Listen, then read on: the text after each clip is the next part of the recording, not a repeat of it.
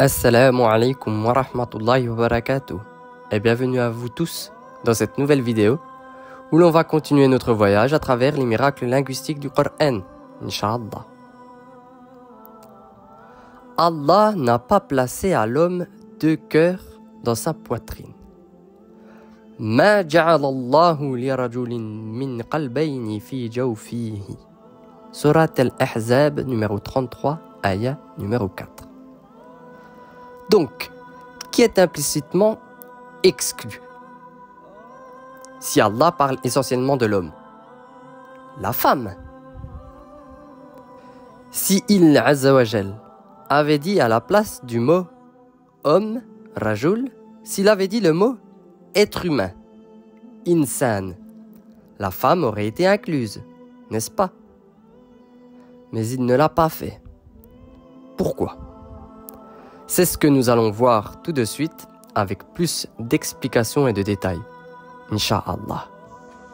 Alors après cette petite introduction, on se retrouve directement pour plus d'explications. Vous avez vu, j'ai posé une question. Alors pourquoi Allah a dit Rajulin, Rajul? Il a utilisé le mot Rajul qui signifie homme, et non pas homme au sens être humain, mais l'homme masculin. Pourquoi il n'a pas justement utilisé Insan, qui veut dire l'être humain? Alors on va voir tout de suite.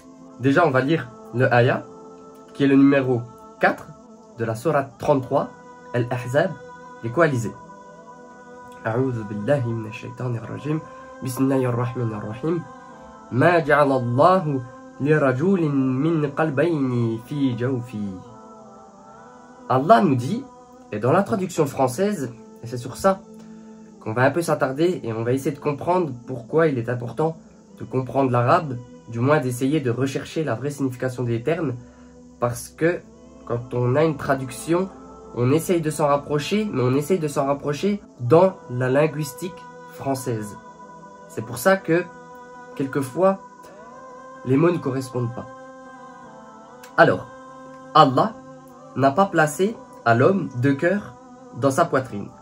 Et le ayah continue. Je vous avais demandé, mais pourquoi il a dit Rajul et pas Insan? Parce que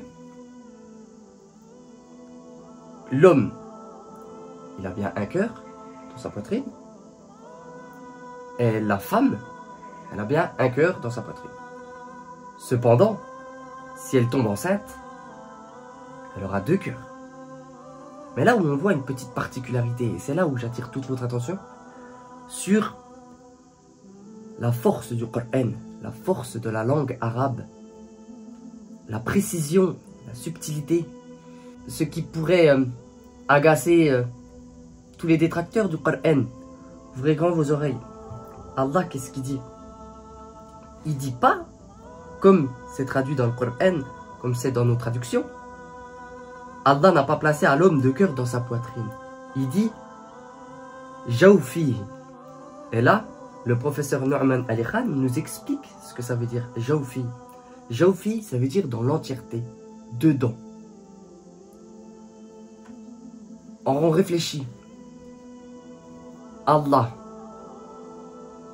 déjà, il a omis de mettre le mot insan parce que la signification aurait été fausse, parce que dans insan, ça englobe les êtres masculins et féminins, et les femmes peuvent avoir deux cœurs, donc ce serait été une faute. Ce serait une faute. Dans ce cas-là, il ne l'a pas mis, il a mis Rajul, ce qui est bien fait. Mais en plus de ça, il n'a pas dit poitrine comme nous c'est traduit. Fi sudur. Sudur, c'est la poitrine. Il n'a pas dit ça, on ne voit pas le mot sudur. Jawfi, c'est l'entièreté. Quand la femme, elle a son bébé dans son ventre, elle a son cœur, certes ici, mais l'autre cœur de l'enfant, il est plus bas. Il est dans l'entièreté du corps. Voyez à quel point Allah il choisit ses mots.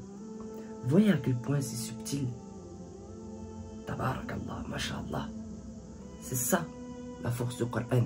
C'est ça les joyaux de la linguistique arabe et du Coran. Voilà ce que je voulais vous partager. Je vais continuer dans cette série à vous en partager plein d'autres parce qu'il y en a plein. Masha'Allah. restez connectés. On se retrouve très bientôt, Inch'Allah. Barakallahu li wa lakum. Salam alaikum wa rahmatullahi wa barakatuh.